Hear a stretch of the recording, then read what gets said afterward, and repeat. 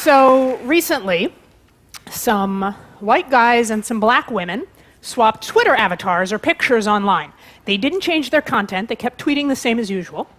But suddenly, the white guys noticed they were getting called the N-word all the time, and they were getting the worst kind of online abuse. Whereas the black women all of a sudden noticed things got a lot more pleasant for them. Now, if you're my 5-year-old, your internet consists mostly of puppies and fairies, and occasionally fairies riding puppies. That's a thing, Google it. But the rest of us know that the internet can be a really ugly place. I'm not talking about the kind of colorful debates that I think are healthy for our democracy. I'm talking about nasty personal attacks. Maybe it's happened to you, but it's at least twice as likely to happen and be worse if you're a woman, a person of color, or gay, or more than one at the same time. In fact, just as I was writing this talk, I found a Twitter account called Sally Kohn Sucks. The bio says that I'm a man-hater and a bull dyke, and the only thing I've ever accomplished with my career is spreading my perverse sexuality, which, incidentally, is only a third correct. I mean, lies!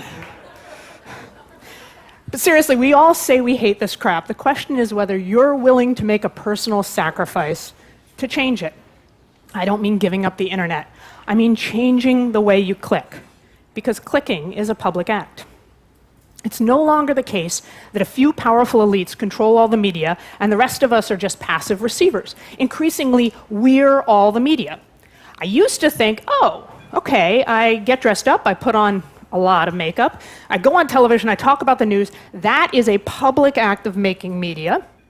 And then I go home and I browse the web and I'm reading Twitter, and that's a private act of consuming media. I mean, of course it is, I'm in my pajamas.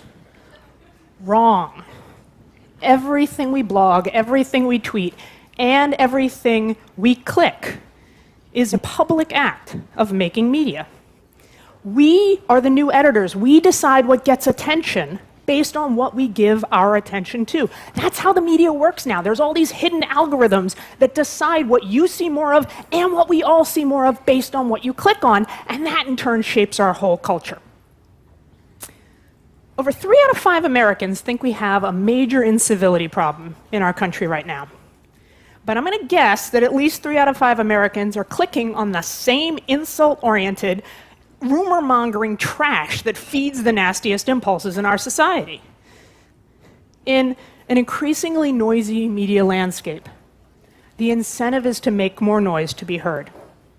And that tyranny of the loud encourages the tyranny of the nasty. It does not have to be that way. It does not. We can change the incentive. For starters, there are 2 things we can all do. First, don't just stand by the sidelines when you see someone getting hurt. If someone is being abused online, do something. Be a hero. This is your chance. Speak up, speak out. Be a good person, drown out the negative with the positive.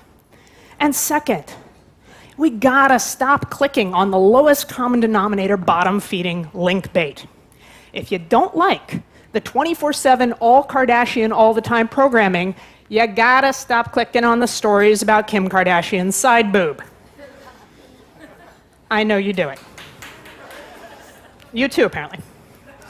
I mean, really, same example. If you don't like politicians calling each other names, stop clicking on the stories about what one guy in one party called the other guy in the other party. Clicking on a train wreck just pours gasoline on it. It makes it worse. The fire spreads. Our whole culture gets burned. If what gets the most clicks wins, then we have to start shaping the world we want with our clicks. Because clicking is a public act. So click responsibly. Thank you.